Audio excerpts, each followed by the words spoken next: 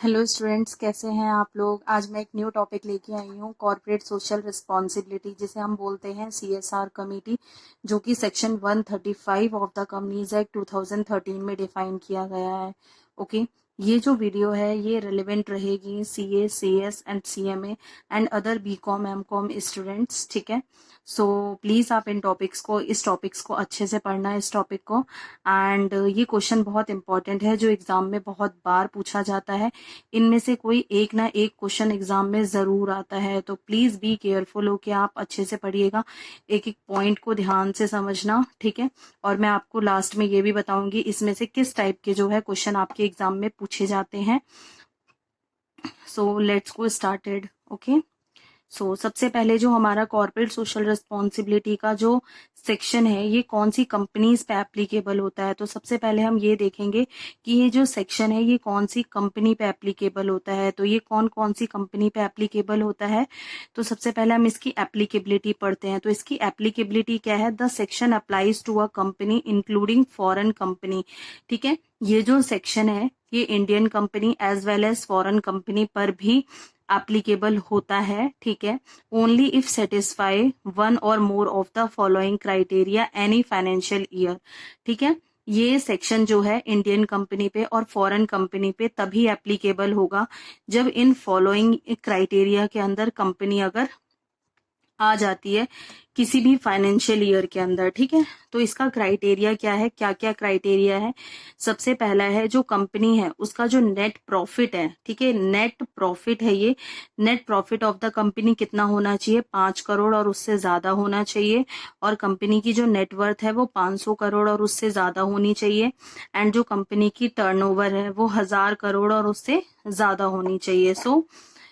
तभी ये जो सेक्शन है ये कंपनीज पर एप्लीकेबल होगा। ये सेक्शन उन कंपनीज पे ही एप्लीकेबल होगा जो कंपनी जो है इस क्राइटेरिया को फुलफिल कर देती है एनी फाइनेंशियल ईयर, किसी भी फाइनेंशियल ईयर में। ठीक है, तो अगर इनमें से कोई भी, मतलब इनमें से चाहे नेट प्रॉफिट हो गया, चाहे नेट वर्थ हो गया, या फिर हमारा टर्नओवर हो गया, अगर किसी से भी एक्सीड करती है लिमिट से, तो ये सेक्शन जो है उन कंपनीज के ऊपर एप्लीकेबल हो जाएगा। आपको तीनों में से कोई एक लिमिट भी अगर क्रॉस कर गई कंपनी, तो उसके बाद जो है कंपनी को सीएसआर में अपना कंट्रीब्यूशन देना ही पड़ेगा। ओके, सो नेक्स्ट पॉइंट क्या बोलता है, every company which ceases to fulfil above criteria for 3 consecutive financial year shall not be required to. ये बोलता है कि जो हमारी कंपनी है, कोई भी कंपनी, अगर वो अबव क्राइटेरिया जो है इनको जो है, अगर कंपनी इसके अंदर इंगेज्ड हो जाती है, अगर ये सारी जितनी भी लिमिट्स है अगर वो इन लिमिट्स को क्रॉस कर जाती है, तो कंपनी को जो है सीएसआर में अपना कंट्रीब्यूशन देना पड़ता है। ठीक है, अगर कंपनी जो है कंट्रीब्यूशन देगी तो हमें फिर ये भी तो देखना पड़ेगा ना, हमें कितना कंट्रीब्यूट करेगी। ठीक है, उसके बाद क्या है, comply with the provision contain in section 135 till such time it meets the criteria above. ये यही कह रहा है कि अगर कंपनी ऊपर वाले जो क्राइटेरिया दिया है अगर इसमें आ जाती है, तो कंपनी को जो है सेक्शन 135 को फॉलो करना पड़ेगा, इसके प्रोविजंस को फॉलो करना पड़ेगा। और कंपनी को क्या बनानी पड़ेगी, एक सीएसआर कमेटी बनानी पड़ेगी। ओके, अब नेक्स्ट चलते हैं हम। नेक्स्ट क्या बोलता है, नेक्स्ट है हमारा कॉन्स्टिट्यूशन ऑफ सीएसआर कमेटी। ठीक है, सीएसआर कमेटी की कॉन्स्टिट्यूशन में कौन कौन लोग होते हैं, तो कौन कौन होते हैं, every company to which section 135 applies shall constitute a CSR committee of the board. जो भी कंपनी है जिनके ऊपर सेक्शन 135 अप्लाई हो जाता है उनको क्या बनानी पड़ती है, एक सीएसआर कमेटी बनानी पड़ती है। ठीक है, तो उस सीएसआर कमेटी में कौन कौन होगा, the CSR committee shall consist 3 और मोर डायरेक्टर। उस सीएसआर कमेटी में जो है 3 और 3 से ज्यादा कौन होंगे, डायरेक्टर्स होंगे। Out of which 3 director at least 1 shall be N independent director. मतलब अगर कंपनी में जो है 3 डायरेक्टर है तो 3 में से कोई भी एक डायरेक्टर जो है वो इंडिपेंडेंट डायरेक्टर होना चाहिए। इंडिपेंडेंट डायरेक्टर की डेफिनेशन जो है कंपनीज एक्ट में सेक्शन 149 के अंदर डिफाइन की गई है। वो जो है मैं इसके ऊपर एक अलग वीडियो बनाऊंगी, इंडिपेंडेंट डायरेक्टर जो है कौन कौन होते हैं। ठीक है, उसके बाद चलिए आगे देखते हैं। एन अनलिस्टेड पब्लिक कंपनी और a private company which is required to appoint an independent director shall have its CSR committee without any independent director. इसका मतलब मैं क्लियरली आपको बताती हूँ कि ये जो पहला क्राइटेरिया बोला हुआ है इन्होंने, ठीक है, ये वाला 3 director at least 1 shall be N independent director, इसका मतलब क्या है कि ये पब्लिक कंपनी की बात कर रहे हैं ना, क्योंकि पब्लिक कंपनी में ही जो है कितने डायरेक्टर होने चाहिए, एटलीस्ट 3 डायरेक्टर होने चाहिए। लेकिन जो प्राइवेट कंपनी होती है उसमें कितने डायरेक्टर चाहिए होते हैं, हमको एटलीस्ट 2 डायरेक्टर चाहिए होते हैं। तो मान के चलो कि एक प्राइवेट कंपनी है जिसके अंदर सिर्फ ओनली 2 ही डायरेक्टर है, तो क्या वो 3 डायरेक्टर की ये जो क्राइटेरिया है इसको तो फुलफिल कर नहीं पाएगा। तो फिर जो प्राइवेट कंपनी है और अनलिस्टेड पब्लिक कंपनी है वो क्या करें। तो ये सेक्शन बोलता है कि जो अनलिस्टेड पब्लिक कंपनी है और प्राइवेट कंपनी है, अगर उन कंपनीज में सिर्फ ओनली 2 ही डायरेक्टर है तो भी चलेगा, वो CSR कमेटी बना सकते हैं विदाउट एनी इंडिपेंडेंट डायरेक्टर। उनको जरूरत नहीं है किसी भी इंडिपेंडेंट डायरेक्टर को अपॉइंट करने की। ओके, उसके बाद बोल रहा है A private company having only 2 director on its board shall constitute CSR committee with 2 director only। ये मैंने आपको बताया अभी कि जो प्राइवेट कंपनी होती है उसमें अगर 2 डायरेक्टर है तो कंपनी जो है सिर्फ CSR कमेटी को बना सकती है ओनली विथ 2 डायरेक्टर के साथ ही। उसके बाद है, ये हमने अबव वाला पॉइंट क्या पढ़ा था कि जो अनलिस्टेड पब्लिक कंपनी है और प्राइवेट कंपनी है उनको जो है इंडिपेंडेंट डायरेक्टर को अपॉइंट करने की जरूरत नहीं है। लेकिन जो प्राइवेट कंपनी है अगर उसमें एटलीस्ट ओनली 2 ही डायरेक्टर है तो वो कॉन्स्टिट्यूट कर सकती है CSR committee only with 2 director के साथ भी। इनको जरूरी नहीं है कि आपकी कंपनी में 3 ही डायरेक्टर हो, क्योंकि जो प्राइवेट कंपनी होती है उसमें एटलीस्ट 2 डायरेक्टर ही चाहिए होते हैं। ओके, सो नेक्स्ट पढ़ते हैं हम। ये है, in case of foreign company the CSR committee shall comprise at least 2 person of which one shall be a person resident in India authorized to accept on behalf of the foreign company। ये point ये कहता है कि अगर कोई foreign company है, अगर उसने जो है CSR कमेटी बनाई है तो उसमें क्या है एटलीस्ट 2 पर्सन भी चलेंगे, जिसमें से एक पर्सन जो है वो रेजिडेंट इन इंडिया होना चाहिए। ओके, उसमें से कोई भी एक पर्सन ऐसा होना चाहिए जो इंडिया में रेजिडेंट हो। ओके, अगर 2 पर्सन है तो 2 में से एक कौन होना चाहिए, person resident in India foreign company में। ओके, फिर हम देखेंगे कि अब कंपनी ने जो है CSR कमेटी, अब मैंने आपको बता दिया है कि CSR कमेटी का जो कंसेप्ट है सेक्शन 135 ये किस किस पर एप्लीकेबल होता है, कौन कौन सी कंपनीज पर एप्लीकेबल होता है, ये मैंने आपको बता दिया। एंड दूसरा मैंने आपको प्राइवेट कंपनी का भी कंसेप्ट बता दिया, इसका कंपोजिशन बता दिया। एंड अब हम पढ़ते हैं कि जो CSR कमेटी होती है उनकी ड्यूटीज क्या होती है, ड्यूटीज ऑफ द बोर्ड। जो कंपनीज के बोर्ड ऑफ डायरेक्टर होते हैं उनकी ड्यूटीज क्या होती है CSR कमेटी के रिगार्डिंग। ओके, सो पढ़ते हैं आगे। The board shall, after taking into account the recommendation made by CSR committee, approve the CSR policy for the company। जो बोर्ड होता है वो किसका रिकमेंडेशन मानता है, जो CSR कमेटी जो है कोई भी अगर रिकमेंडेशन देती है बोर्ड को रिगार्डिंग CSR पॉलिसी के, तो जो कंपनी के बोर्ड होते हैं वो उनको मानते हैं। ठीक है, उसके बाद है the board shall ensure that the activities as are included in CSR policy are undertaken by the company. Board को ये इंश्योर करना पड़ेगा कि जो भी वर्क CSR पॉलिसीज में जो भी एक्टिविटीज लिखी हुई थी वो सारी जो है कंपनी उनको फॉलो कर रही है, ये बोर्ड को इंश्योर करना पड़ेगा। ओके, उसके बाद हम नेक्स्ट पॉइंट देखेंगे। The board shall ensure that the company spend in every financial year at least 2% of average net profit of the company made during 3 immediately preceding financial year in pursuance of CSR policy. ये बोल रहा है कि company ने अगर CSR policy के अंदर कोई भी कंपनी इंगेज्ड हो गई, मतलब उस कंपनी के ऊपर CSR पॉलिसी का जो कंसेप्ट है जो सेक्शन 135 में लिखा है पूरा प्रोविजन, वो अगर एप्लीकेबल हो जाता है तो उनको कितना अमाउंट जो है CSR में कंट्रीब्यूट करना पड़ेगा। तो कितना अमाउंट करना पड़ेगा? एटलीस्ट 2%। किसका? जो भी एवरेज नेट प्रॉफिट है। एवरेज नेट प्रॉफिट कब का?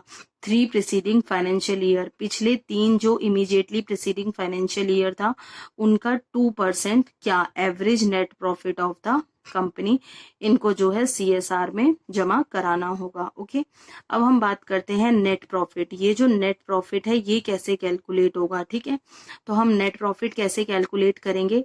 Net profit will be calculated according to section 198, जो किसकी बात करता है? Computation of net profit for remuneration of managerial personnel under section 197। जो ये वाला नेट प्रॉफिट है ये हम कैसे कैलकुलेट करेंगे? जैसे हम जो है मैनेजरियल रेम्युनरेशन कैलकुलेट करते हैं उसमें नेट प्रॉफिट जो सेक्शन 197 के अंदर है, तो हम सेम जो है उसी तरीके से जो है नेट प्रॉफिट को कैलकुलेट करेंगे। ठीक है, तो आपकी इसके ऊपर भी मैं एक सेपरेट वीडियो बनाऊंगी सेक्शन 198 एंड 197 में, जिसमें हम जो है नेट प्रॉफिट कैसे कैलकुलेट करते हैं ये हम देखेंगे। ओके, सो अब हम नेक्स्ट देखते हैं, डिस्क्लोजर इन बोर्ड रिपोर्ट। ठीक है, जो कंपनी है CSR पॉलिसी के रिगार्डिंग क्या क्या डिस्क्लोज करेगी अपने बोर्ड रिपोर्ट में। ठीक है, तो क्या क्या डिस्क्लोज करना पड़ेगा? The board report shell disclose, क्या क्या डिस्क्लोज करेंगे? The composition of CSR committee. मैंने आपको कंपोजिशन बताया कि कितने डायरेक्टर चाहिए होते हैं, एटलीस्ट 3 डायरेक्टर होने चाहिए, जिनमें से एक डायरेक्टर क्या होना चाहिए? इंडिपेंडेंट डायरेक्टर होना चाहिए। अगर कोई प्राइवेट कंपनी है वो 2 डायरेक्टर के साथ भी जो है CSR कमेटी कॉन्स्टिट्यूट कर सकती है। अगर कोई फॉरेन कंपनी है तो वो 2 डायरेक्टर के साथ तो करेगी, लेकिन उसमें से जो एक होना चाहिए वो पर्सन रेजिडेंट इन इंडिया होना चाहिए। ठीक है, और अगर कोई अनलिस्टेड पब्लिक कंपनी और प्राइवेट कंपनी है तो वो जो है 2 डायरेक्टर के साथ भी जो है चला सकते हैं, लेकिन उनको जो है इंडिपेंडेंट डायरेक्टर अपॉइंट करने की जरूरत नहीं होती है। ओके, उसके बाद है the content of CSR policy. क्या क्या? सबसे पहले मैंने आपको रिवाइज करा दिया, कंपोजिशन ऑफ CSR पॉलिसी को आपको डिस्क्लोजर देना पड़ेगा बोर्ड रिपोर्ट में कि क्या कंपोजिशन है CSR कमेटी का। दूसरा है the content of CSR policy, जो कंटेंट है CSR पॉलिसी के रिगार्डिंग वो सारी चीजें भी आपको डिस्क्लोज करना पड़ेगा, CSR पॉलिसी का कंटेंट। और आपको बताना पड़ेगा the reason for not spending 2% of the average net profit of the 3 preceding financial year if the company fails to do so. अगर कंपनी जो है CSR पॉलिसी में अपना जो उनको 2% जो है नेट प्रॉफिट का जमा कराना होता है, अगर कंपनी ने वो नहीं कराया तो कंपनी को उसका रीजन देना पड़ेगा कि आपने जो है हमने जो है क्यों उसमें जो है अपना 2% ऑफ द नेट प्रॉफिट जो है उसमें कंट्रीब्यूट नहीं किया है। ठीक है, क्या क्या बताना पड़ेगा? First is composition of CSR committee, second is content of CSR policy, and third one is कि अगर आपने 2% ऑफ द नेट प्रॉफिट आपने उसमें जमा नहीं कराया है CSR में तो आपको उसका रीजन देना पड़ेगा कि आपने क्यों नहीं कराया है। ओके, तो होपफुली आपको मेरी ये वीडियो बहुत अच्छी लगी होगी। अगर आपको ये वीडियोस मेरी बहुत अच्छी लगती है तो प्लीज आप लाइक कीजिए, शेयर कीजिए, सब्सक्राइब कीजिए। एंड अगर आपको किसी भी टॉपिक में पूरे कंपनीज एक्ट में या किसी भी अदर लॉ सब्जेक्ट में अगर आपको कोई भी प्रॉब्लम आती है तो आप मुझे कमेंट बॉक्स में कमेंट में आप मुझे बता सकते हैं कि मैम इस टॉपिक में मुझे प्रॉब्लम है, प्लीज इसके ऊपर एक सेपरेट वीडियो बना दीजिए। तो आपको जरूर उस टॉपिक के ऊपर आपको मैं नेक्स्ट टाइम सेपरेट वीडियो बना के दूंगी। तो होपफुली आपको अगर इस कंटेंट से भी रिगार्डिंग अगर कोई प्रॉब्लम आती है तो आप मुझे बताइएगा। एंड CSR पॉलिसी को कमेटी को हम आगे और कंटिन्यू करेंगे नेक्स्ट वीडियो में। मैं इसमें बताऊंगी कौन कौन सी एक्टिविटीज जो है CSR में नहीं आती हैं एंड जो अदर बैलेंस टॉपिक रह जाते हैं CSR के, तो ये भी मैं जो है अलग वीडियो में डालूंगी, एक सेपरेट वीडियो और बनाऊंगी क्योंकि हम वीडियो ज्यादा लंबी नहीं करना चाहते हैं। तो होपफुली आपको आप सेम ऐसा लिखिएगा। चलिए मैं आपको क्वेश्चन बताती हूँ कौन कौन से आ सकते हैं। सबसे पहले तो आपसे ये लिमिट पूछी जा सकती है कि इसकी एप्लीकेबिलिटी जो है कौन कौन से सेक्शन पे आती है, और उसमें से आपको इन तीनों लिमिट में से कुछ भी पूछ लिया जाएगा, कुछ भी इनसे ज्यादा लिमिट डाल दी जाएगी या लिमिट से कम डाल दिया जाएगा क्वेश्चन में। तो आपको वहां पे चेक करना पड़ेगा कि कंपनी जो है उनके ऊपर सेक्शन 135 जो है अप्लाई हो रहा है या नहीं हो रहा, आपको ये बताना पड़ेगा। एंड सेकेंड क्वेश्चन आपसे ये पूछ सकते हैं कि जो कंपोजिशन होता है सीएसआर कमेटी का वो क्या होता है। समटाइम्स पेपर में ये देखा गया है, क्वेश्चन प्राइवेट कंपनी के ऊपर पूछा जाता है कि प्राइवेट कंपनी में ओनली 2 ही डायरेक्टर है तो क्या वो सीएसआर कमेटी को कॉन्स्टिट्यूट कर सकती है, तो यस वो सीएसआर कमेटी कॉन्स्टिट्यूट कर सकती है 2 डायरेक्टर के साथ भी। एंड ये क्वेश्चन भी पूछा जा सकता है कि जो अनलिस्टेड पब्लिक कंपनी और प्राइवेट कंपनी होती है क्या उन्हें इंडिपेंडेंट डायरेक्टर अपॉइंट करने की जरूरत होती है सीएसआर में, तो नो, जरूरी नहीं है। एंड फिर उसका कंपोजिशन तो है ही कि 3 डायरेक्टर चाहिए होते हैं जिनमें से एक जो है इंडिपेंडेंट डायरेक्टर होना चाहिए। फिर एक सेपरेट क्वेश्चन भी आपसे पूछा जाता है कि ड्यूटीज ऑफ द बोर्ड क्या होता है रिगार्डिंग सीएसआर, तो आप ये भी बताएंगे। एंड सबसे इम्पॉर्टेंट थिंग तो ये है कि आपको कितना परसेंट इसमें जो है कंट्रीब्यूट करना पड़ता है, तो 2% करना पड़ता है किसका, average net profit of the company का। एंड जो नेट प्रॉफिट है इसके ऊपर आपको नेक्स्ट टाइम एक सेपरेट वीडियो मिलेगी नेक्स्ट वीडियो में, जिसके ऊपर हम ये देखेंगे कि जो नेट प्रॉफिट है वो मैनेजरल रेम्युनरेशन में कैसे कैलकुलेट किया जाता था, और सेम उसी तरीके से हम जो है इसमें भी कैलकुलेट करेंगे। ओके। एंड फिर ये है कि आपको डिस्क्लोजर, ये क्वेश्चन भी बहुत बार पेपर में देखा गया है कि अगर कंपनी जो है सीएसआर में कंट्रीब्यूट नहीं करती है तो उन्हें क्या क्या डिस्क्लोज करना पड़ता है, तो 3 चीजें डिस्क्लोज करनी पड़ती है, इसे याद कर लीजिएगा। सबसे पहला है कि कंपोजिशन क्या है सीएसआर कमेटी का, एंड दूसरा है कि जो कंटेंट है सीएसआर पॉलिसी का वो बताना पड़ेगा। एंड अगर आपने जो है कंट्रीब्यूट नहीं किया है सीएसआर में 2%, तो आपको उसका रीजन बताना पड़ेगा कि आपने क्यों कंट्रीब्यूट नहीं किया है। So thank you so much, and मिलते हैं नेक्स्ट वीडियो में।